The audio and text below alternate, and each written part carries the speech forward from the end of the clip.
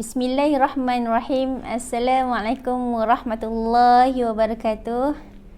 Alhamdulillah. Syukur kepada Allah Subhanahu wa taala. Dengan rahmat dan inayahnya, alhamdulillah kita berkeudara. Lama tak berkeudara, selalunya berkeudara tanpa wajah. Baiklah, alhamdulillah. Salam pertemuan. Dengan mengucapkan salam selawat kepada baginda Rasulullah sallallahu alaihi wasallam. Allahumma salli ala sayyidina Muhammad al-Fatih lima ughliq wal khatimi lima sabaq wan nasiril haqq bil haqq wal hadi ila siratikal mustaqim wa ala alihi wa sahbihi haqq qadrihi wa miqdarihi al-azim. Alhamdulillah. InsyaAllah perkongsian untuk hari ini Pusrapi HQ yang berlokasi di negeri Kedah di daerah Kulim. Okey, untuk hari ini sebenarnya pertamanya sekali apa yang Ustazah nak kongsikan, perkongsian tentang sedikit ilmu mengenai jenis-jenis gangguan. Memandangkan kita dah memang menceburi bidang perawatan Islam, dan sebelum ni pun teman seperjuangan Ustazah juga, Ustazah Wahidah, alhamdulillah tahniah kepada beliau. Beliau banyak merawat kes-kes masalah wanita, iaitu bab melibatkan haid. Jadinya orang kata dia ada pengalaman dan kepakaran merawat pesakit yang sedemikian. Jadinya insya-Allah bolehlah bertemu dengan Ustazah Wahidah kita. Dia ada dekat Pauh Jaya, no. Dia antara rakan seperjuangan Pusrapi juga, bersama-sama meneruskan kaedah penguatan Islam yang mana ingin ikhtiarkan untuk mendapatkan rawatan. Okey. Jadinya untuk di sini yang mana Ustazah nak kongsikan, tak banyak, tak mahu nak bicara panjang, segi orang boring nak dengar kan. Okey, jadi Ustazah nak kongsikan tentang jenis-jenis gangguan. Jenis-jenis gangguan yang bagaimana, yang di antaranya kita menerima pesakit-pesakit yang kadang-kadang bukan melibatkan sakit yang zahir, tapi sakit yang batin atau sakit rohaniah, sakit kita panggil penyakit-penyakit rohani yang sukar nak digambarkan dengan secara yang zahir. Tapi alhamdulillah, mudah-mudahan ilmu yang Allah berikan, ya alim, ya hakim, ya rasyidnya kepada hamba-hambanya yang dialirkan ilmu tu sedikit. Jadi kita kongsilah kat sini, no? Kita kongsi. Pertamanya sekali, kalau bab jenis gangguan ni, ianya kadang-kadang melibatkan gangguan yang datang dengan cara membisik. Membisik suara-suara yang ganjil. Sebab tu seseorang yang akan terdengar suara-suara yang menyuruhnya melakukan perkara-perkara yang bersalahan dengan Islam, ataupun suara yang kadang-kadang membuat satu kenyataan yang tidak benar. Sebagai contoh yang mana kalau contoh ni adalah dia mengatakan dia adalah Nabi, yang pastinya bisikan seumpama itu sangat-sangat mengganggu. Jika tidak dirawat, boleh membawa kepada penyakit gila. Yang keduanya melibatkan gangguan yang mengekori manusia. Yang ni jenis yang mengekor. Okey. Kalau yang jenis mengekori manusia ni, ada kalanya makhluk halus ini dia mengekori manusia dan menjelmakan dirinya sehingga bentuk manusia atau bentuk lain, rupa yang lain, yang menakutkan. Gangguan seperti ini boleh menyebabkan seseorang itu dia terkejut sehingga hilang kawalan diri.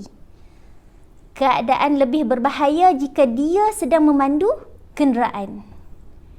Yang mana sebelum ni kita ada terbaca kisah seorang wanita yang memberhentikan kenderaan di jambatan, kemudian terjun daripada jambatan. Biasa dengar nak kisah tu? Sebab tu kadang-kadang kita tak tahu apa yang berlaku dalam dirinya.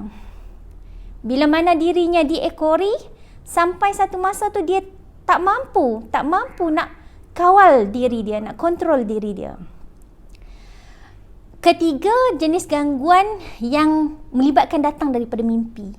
Kalau mimpi kadang mimpi yang menakutkan. Kadang-kala kita mengalami mimpi yang menakutkan, sama ada kita sedang tidur ataupun saat hampir terlena.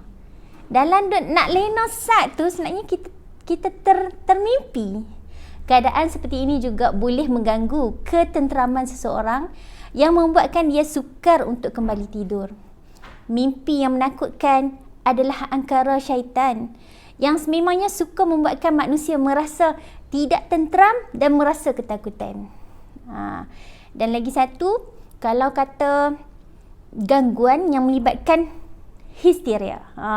Kalau histeria ni, ia dikatakan merupakan satu kemuncak gangguan personality yang menyebabkan kehilangan fungsi jasmani, biarpun tanpa adanya tanda-tanda kecacatan jasmani yang nyata. Ia mungkin berpunca daripada gangguan psikologi atau mungkin akibat tekanan hidup berlarutan atau sebab-sebab yang lain.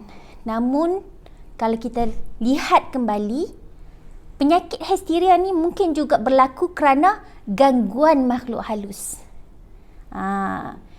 Manakala yang akhirnya yang Ustazah boleh kongsi, rasukan syaitan iblis ke dalam tubuh manusia.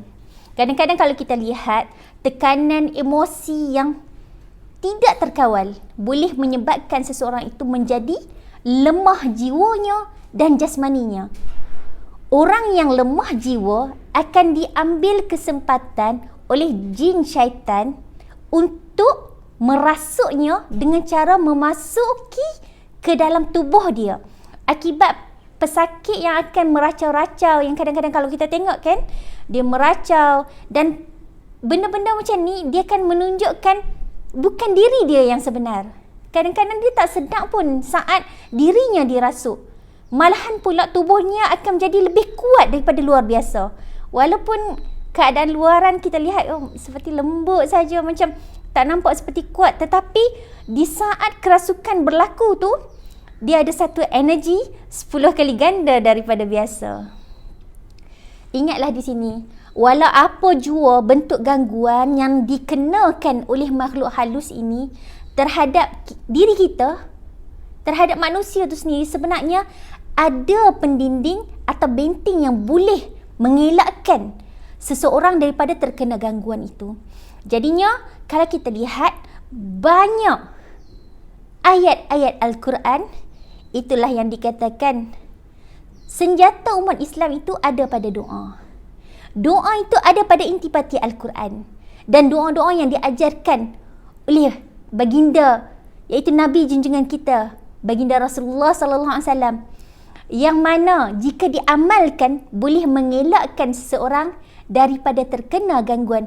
Antaranya kalau kita gunakan bacaan Ummul Kitab, surah Al-Fatihah, 3 Qul, Ayatul Kursi, surah Al-Baqarah, di antara ayat 285 hingga 286. Doa-doa penggerak, doa yang mana diingatkan bahawa pertamanya sekali kalau kita tengok antara doa yang boleh menghindarkan syaitan dan sebagainya.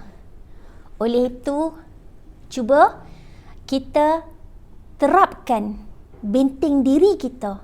Kita kukuhkan untuk menghadapi gangguan iblis syaitan adalah dengan memiliki sifat-sifat ikhlas terhadap Allah Subhanahu Wa Taala dalam setiap amalan yang dilakukan, kerana Allah Maha Pemurah, Maha Penyayang pada hamba-hambanya. Jadi, apa yang kita lakukan, segala amalan yang kita buat, pastinya dalam kitabullah Al-Quran sudah memberi jaminan kepada umat Islam, pastinya jalan selamat kalau kita berpegang kepada yang benar. Dan bukan itu sahaja, insya-Allah yakinlah yang kita amal, yang kita ikhlaskan, kita baca sungguh-sungguh, pastinya pertolongan Allah itu akan sampai. Jadi insya-Allah lah, itulah antara sebahagian yang saya boleh kongsikan. Berapa tadi kita kongsikan? Antaranya orang kata dalam lima jenis-jenis gangguan. Jadinya kalau kita mengalami yang sedemikian rupa, kita boleh ikhtiarkan dengan cara kita merawat diri kita sendiri. Kalau kita tidak berapa pasti, kita boleh dapatkan khidmat perawatan dari ahlinya, dari yang memang dah mengamalkannya. Jadi insya-Allah itulah di antara sebahagian yang boleh saya kongsikan.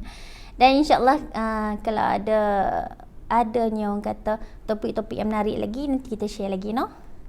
Jadinya kepada yang orang kata yang kena sakit atau sebagainya, janganlah berputus asa untuk mencari perawatan, kerana Allah sangat menyayangi hamba-hambanya. Apa yang Allah berikan ujian pada kita, bukannya ujian kita jangan ingat ianya merupakan hanya penghapus dosa, tapi Allah sayang pada kita.